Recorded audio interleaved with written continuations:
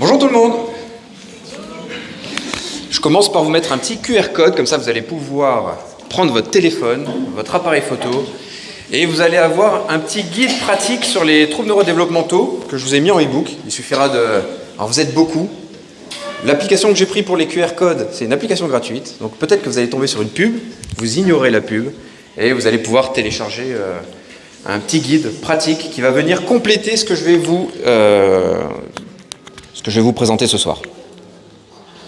Ne vous inquiétez pas, parce que de toute façon, je vous le remets à la fin. Donc si vous n'avez pas eu le temps de dégainer, je vous le remettrai tout à l'heure. Donc là, aujourd'hui, déjà je remercie toutes les personnes qui nous ont offert la possibilité de venir ce soir. Merci à Virginie de l'association Typique Atypique que je représente. Alors moi, je suis en Moselle. Ne me jetez pas des pierres parce que je suis mosellan. À la base, je suis alsacien. Oui, mais à la base, je suis alsacien. On m'a envoyé en Moselle pour les aider. Et donc, j'ai fait la route aujourd'hui à Célestat, ce qui est plutôt pas mal parce que la première fois que j'ai suivi un enfant qui avait des troubles de la motricité et des apprentissages, c'était une famille qui venait de Célestat. Donc, c'est plutôt cool. Ce soir, on va parler de TDAH et d'hygiène de vie. Moi, ce que je vais vous présenter, c'est pas forcément que des choses qui viennent de nos observations, parce que on observe tous, les différents professionnels, des problématiques liées au TDAH. Je vais essayer d'être un petit peu plus objectif et vous présenter ce que les études scientifiques nous démontrent sur les TDAH et différentes problématiques qu'on peut retrouver. Alors moi, je m'appelle Adrien Chartier. À la base, je suis préparateur physique dans les sports de combat et dans les sports de force. J'ai travaillé pendant 6 ans en tant que conseiller national pour une fédération sportive. Je me suis spécialisé par la suite dans les troubles de la motricité et des apprentissages. J'ai toujours été un grand fan du mouvement humain. J'en avais marre en préparation physique d'avoir des athlètes qui bougeaient mal, malgré le fait qu'on les entraînait, on essayait d'améliorer leur mouvement, etc. Donc je me suis formé en posturologie, en neurologie fonctionnelle, en réflexe archaïque, etc., un petit peu partout dans le monde. Et je me suis spécialisé par la suite dans les troubles des apprentissages et de la motricité, notamment chez les enfants, parce que je voyais de plus en plus de problématiques chez les enfants. Je rencontrais des enfants sur des observations dans mon cabinet qui avaient des problématiques qui étaient dignes de personnes âgées. Et donc je me suis dit, il faut les aider, parce que les parents ne savaient pas quoi faire. Alors avec 2 associés, on a commencé à faire pas mal de bilans sur ces problématiques-là, et puis on a monté un organisme de formation qui s'appelle Labo RNP, où on forme des coachs sportifs, des kinés, ostéopathes, médecins, ergothérapeutes, psychomotriciens, à l'approche autour du mouvement, de la motricité, en lien avec les neurosciences. Ce soir, je vais vous parler donc d'hygiène de vie autour du TDAH, notamment articulée autour de l'alimentation, le sommeil, les écrans, le sport, et après je vais vous donner un petit aperçu de ce petit guide pratique que vous pourrez télécharger et regarder chez vous tranquillement. Je vais vous montrer, pour que vous compreniez un petit peu sur quoi je travaille, un test avec un enfant qui a des troubles de la motricité, donc des problématiques proprioceptives. La proprioception, c'est la perception de son corps dans l'espace. Vous savez, quand vous marchez et que vous cognez contre une porte ou contre le pied du lit et que c'est régulier, ou des troubles aussi vestibulaires. Vestibulaire, c'est l'oreille interne qui va venir travailler sur l'équilibre, mais aussi la musculature du dos, etc., etc. Donc là, on va faire un petit test. On a travaillé pendant 2 semaines avec cet enfant, et ce que je voulais vous montrer, c'était l'impact que peuvent avoir un travail simple, autour de mouvements qui sont très faciles à faire, avec des exercices qu'on va faire de 2-3 minutes par jour, et l'impact que ça peut avoir immédiatement sur sa motricité, parce que au premier test et après au deuxième test, il y a seulement 2 semaines d'écart. Et donc, on a un impact sur sa motricité générale et aussi sur sa vision oculomotrice sans avoir travaillé dessus. La problématique, c'est que souvent, quand on voit ce réflexe archaïque chez les enfants, qui sont encore présents, c'est souvent associé à des problématiques, des troubles d'apprentissage. Est-ce que vous connaissez les réflexes archaïques ? Qui connaît les réflexes archaïques ? Qui a un enfant ? Ok, quasiment tout le monde. Qui a déjà vu un enfant ? Ok, la majorité. Vous savez, l'enfant, quand il sort du ventre de la maman et vous lui donnez votre doigt, et lui, il va le fermer avec sa main fortement. Okay, c'est pas qu'il est fort, c'est un réflexe archaïque. Il va en développer environ 70 jusqu'à l'âge de 3 ans. Et ces réflexes archaïques, c'est ce qui va vous permettre après de pouvoir marcher, de pouvoir utiliser votre motricité, mais aussi vos fonctions cognitives et émotionnelles. On va revenir un petit peu sur le sujet du TDAH. Donc en lien avec l'alimentation, je vais vous présenter quelques études scientifiques. L'objectif, c'est pas de faire un débat, mais de voir plutôt ce que la science ressort. Moi, ce qui m'intéresse surtout, c'est les conclusions de l'étude. L'étude va nous dire qu'il va falloir faire attention à tous les produits où on va retrouver colorants alimentaires artificiels, conservateurs. Pourquoi ? Parce que ça va augmenter les symptômes du TDAH. On sait également que consommer des produits à faible index glycémique va permettre aussi de réguler les symptômes du TDAH.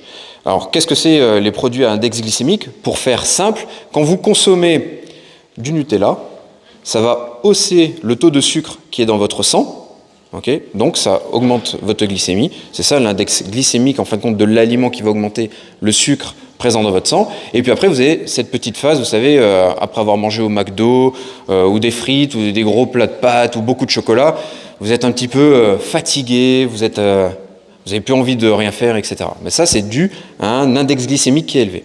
Donc ce qu'on recommande, pour limiter les symptômes de l'hyperactivité, c'est de consommer des index glycémiques faibles ou modérés.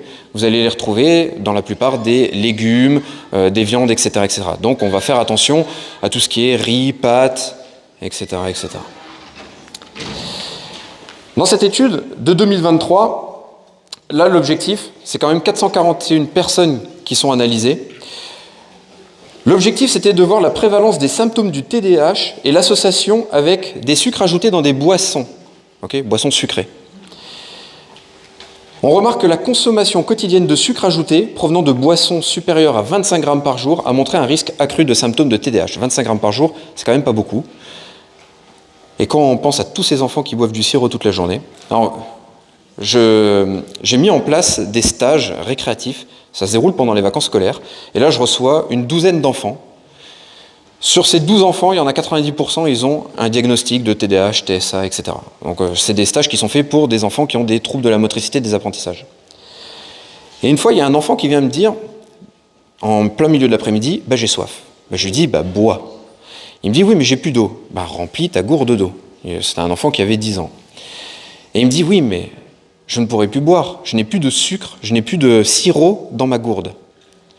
Et le problématique, c'est que cet enfant, il est hyper actif du matin jusqu'au soir. Alors, est-ce que c'est à cause du sirop qu'il boit ? Je ne sais pas. En tout cas, on sait maintenant qu'il y a une prévalence d'hyperactivité si on consomme des boissons sucrées à longueur de journée. Une autre étude, cette fois-ci, 58 000 enfants. Ça commence à faire beaucoup. 58 000 enfants, et là, ce qu'on se dit, c'est qu'il existe une relation entre la consommation de malbouffe et les symptômes du TDAH. Donc, quand on parle de malbouffe, on regarde les boissons sucrées, les boissons gazeuses, les sucreries et tout autre type de malbouffe. Donc on comprend aussi les fast-foods. On remarque que la consommation de boissons sucrées et gazeuses et de sucreries, et de bonbons notamment en particulier, sont associées aux symptômes du TDAH. Donc pour conclure sur ce chapitre alimentation, si on fait déjà attention un petit peu à son alimentation, ça peut déjà aider. Je sais que c'est compliqué parce que quand on a un enfant, moi par exemple mon enfant, avant l'âge de 3 ans, il n'a jamais mangé une seule sucrerie. Et puis après, il y a eu l'école.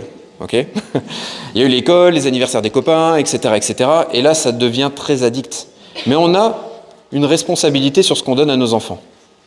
Okay, vous allez voir un petit peu que tout ce que je vais vous présenter ce soir, c'est des choses sur lesquelles vous pouvez avoir une incidence. Je ne dis pas que c'est facile et que c'est évident, parce qu'à partir du moment où l'enfant il est habitué à manger du sucre, qu'il veut son Nutella, sa confiture, ses petits gâteaux au goûter, parce que tous les copains ils ont des petits gâteaux à l'école, il y a certaines écoles qui même obligent certains goûters en fonction de la journée, et du jour, c'est compliqué. Mais à nous d'essayer de mettre un équilibre là-dedans.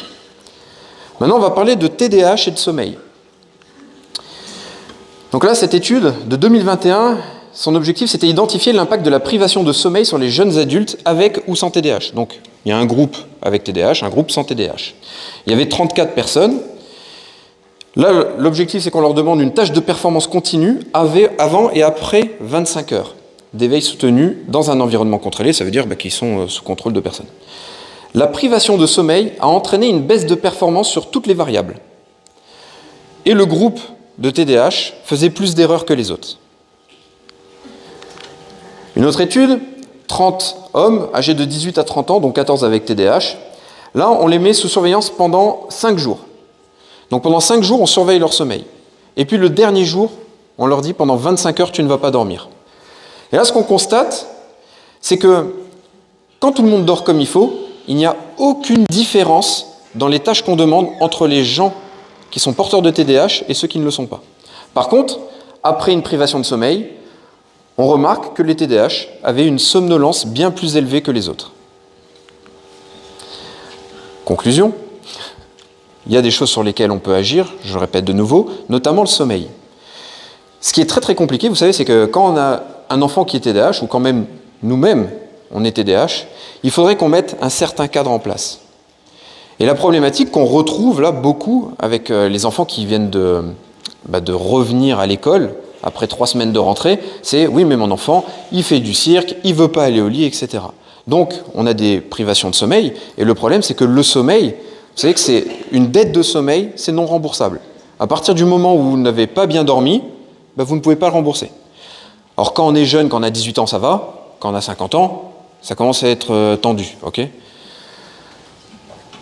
Donc, les enfants, si pendant 2 mois de vacances scolaires, on leur dit tu peux faire ce que tu veux avec ton sommeil, va te coucher tard, lève-toi à l'heure que tu veux.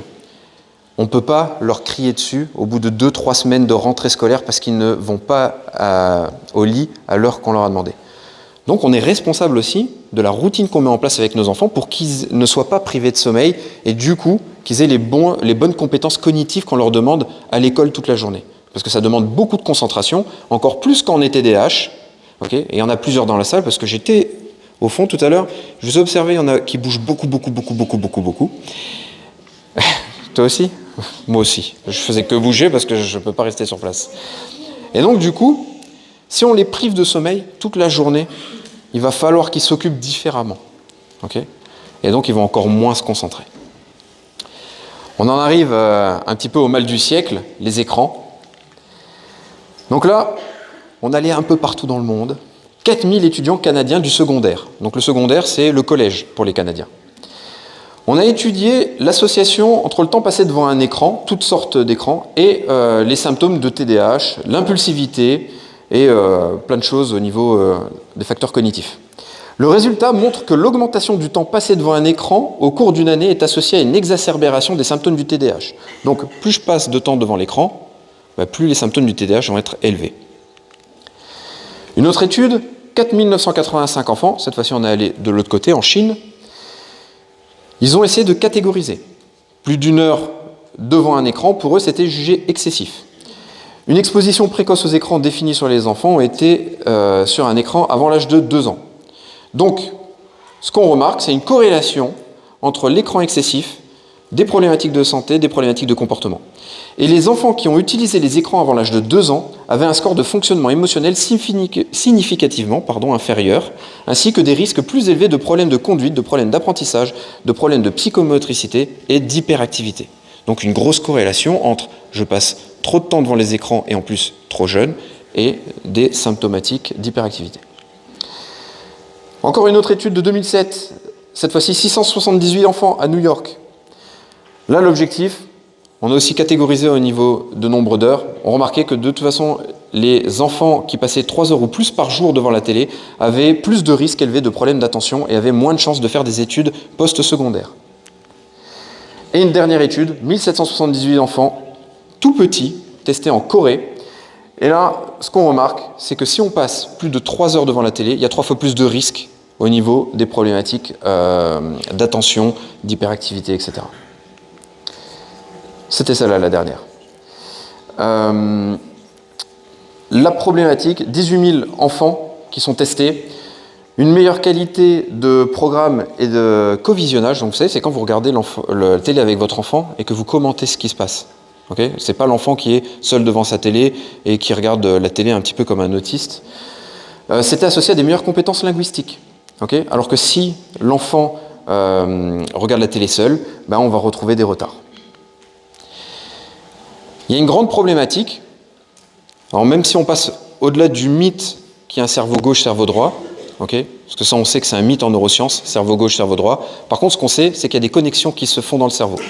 Et que les 2-3 premières années de vie de l'enfant, c'est plutôt des connexions qui vont se passer au niveau du cerveau droit. Ensuite, des connexions qui vont se passer au niveau du cerveau gauche, après l'âge de 3 ans, et après, les connexions, des réseaux, en fin de compte, de communication qui sont dans le cerveau, qui vont travailler ensemble entre le cerveau gauche et le cerveau droit. La problématique, c'est que les écrans avant l'âge de 3 ans, ça vient stimuler le cerveau gauche. En tout cas, les connexions, les réseaux qui sont dans le cerveau gauche. Okay ? Le mouvement, lui, faire du mouvement, bouger dans tous les sens, ça va venir favoriser tous les réseaux de communication qui sont dans le cerveau droit. Donc, si on met un enfant avant l'âge de 3 ans devant un écran, on va venir augmenter tout ce qui se passe au niveau du cerveau gauche et on va venir contrebalancer le cerveau droit. Le problème, c'est que comme on lui réduit le mouvement, comme il est tout le temps devant les écrans, il y aura beaucoup moins de travail fait par le cerveau droit. Et la problématique qu'on rencontre dans les troubles neurodéveloppementaux, notamment le TDAH, c'est une problématique de connexion au niveau des réseaux qui sont dans le cerveau droit.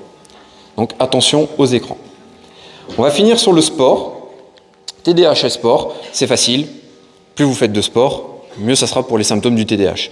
Là, ce qu'on a remarqué, c'est 60 minutes ou plus d'efforts physiques, fait 2 fois par semaine, permettent d'améliorer les effets, les symptômes en tout cas de l'hyperactivité. Cette fois-ci, 59 études ont été rassemblées entre 1983 et 2022. Toutes les activités physiques ont permis d'améliorer les fonctions exécutives. Donc c'est toutes les tâches qu'on va vous demander quand vous êtes à l'école, les tâches cognitives, etc. On voit que pour les TDAH, un exercice d'endurance, d'aérobie, va permettre d'améliorer les symptômes. Okay ? Une autre méta-analyse de 2023, 914 participants. Là, on voyait que l'activité physique permettait d'améliorer à la fois le contrôle inhibiteur, la mémoire de travail, la flexibilité cognitive chez le TDAH. Une étude, 232 participants. Encore une fois, cette étude permet de montrer qu'on va améliorer les habiletés motrices et l'hyperactivité et l'impulsivité chez les enfants qui sont porteurs de TDAH. Tout ça pour vous montrer que c'est très important de mettre en place une activité physique en plus dans la semaine avec les enfants porteurs de TDAH. Et donc je vais vous parler de ce qu'on va mettre en place et de ce que je détaille un petit peu plus là dans le e-book que vous allez pouvoir télécharger. Il y a 4 points essentiels pour les enfants qui sont porteurs de TDAH. Le premier point, c'est il faut savoir poser un cadre. L'enfant, il a quand même besoin d'un cadre, d'une structure, et même s'il a du mal à respecter cette structure quand il est jeune, cette structure, le cadre que vous allez mettre en place et les routines que vous allez mettre en place dès l'enfance, ça va l'aider quand il va être adolescent et après adulte. Deuxième chose, il faut mettre en place de la sécurité. Bien souvent, ces enfants-là, ils se sentent en insécurité. Leur cerveau manque de maturité et leur cerveau va leur renvoyer de l'insécurité, va se mettre en mode survie. Donc nous, ce qu'on veut, c'est recréer un élément de sécurité autour d'eux. La sécurité, c'est à la fois dans l'environnement, mais c'est aussi à la fois dans leur corps. Et donc, ce qu'on propose comme type de travail, que vous allez pouvoir retrouver dans le e-book, c'est des stimulations où on va venir travailler à la fois sur les problématiques d'hypersensorialité et d'hyposensorialité. On va venir réguler tout ça. À la fois, ça va permettre à l'enfant aussi de se remettre en sécurité. Si l'enfant, à chaque fois qu'il entend un fort bruit, il est déconcentré, il va falloir lui permettre d'apprendre à réguler ces problématiques au niveau de l'audition, au niveau de l'olfaction, etc., au niveau du mouvement. Et le quatrième point, c'est bouger. Bouger, ça reprend ce que je vous disais tout à l'heure par rapport au sport et au TDAH. Et il y a 3 éléments qui ont été étudiés là-dessus aussi. Donc on a vu que le sport, ça permettait d'améliorer les symptômes liés au TDAH. Ils sont venus étudier un petit peu plus de manière spécifique les différents environnements qui nous entourent. Vous connaissez sûrement les kiddie park, kiddie play, etc. Vous en avez sûrement dans le coin aussi. Quand on est venu observer des enfants qui jouaient dans ces environnements construits en intérieur, on remarquait que ça améliorait les symptômes du TDAH. Mais on remarquait que ce qui améliorait encore plus les symptômes liés au TDAH, c'était de faire jouer des enfants dans des environnements construits extérieurs, type, vous savez, les aires de jeu qu'on peut retrouver dans chaque ville et village. Mais il y a une chose qui surclassait tout ça, c'était se promener en pleine nature, se balader dans la nature et être au milieu de la forêt, etc. Et alors là-dessus, c'est là où on avait le plus de symptômes du TDAH qui étaient diminués. Donc là, un exemple, parce qu'il n'y a pas que des enfants qui ont besoin de travailler sur eux, il y a aussi des adultes. Donc là, je suis venu tester encore un réflexe archaïque qui est en lien avec les troubles des apprentissages, qui s'appelle le réflexe tonique asymétrique du cou. Presque fini. Et donc là, un petit avant, donc ce qui se passe au niveau de ce réflexe, il vient stimuler toutes les problématiques vestibulaires, donc il y a l'équilibre, on le voit bien chez cette personne. Donc là, il perd l'équilibre quand on vient le tester. Donc on voit à gauche et à droite. Et après, je vais vous montrer juste une stimulation qui rejoint ce que je montrais dans le document tout à l'heure. De travailler sur la mise en sécurité avec des stimulations qui permettent de réguler la sensorialité de la personne. Donc là, c'est au niveau de son pied. Il avait trop de problématiques sensorielles au niveau de son pied, au niveau de la proprioception, au niveau du tactile du pied. Donc on est venu réguler les informations au niveau du pied en travaillant sur sa proprioception. Et immédiatement après, on voit une régulation de ce réflexe archaïque et de son système vestibulaire. Voilà, merci pour votre écoute. Okay.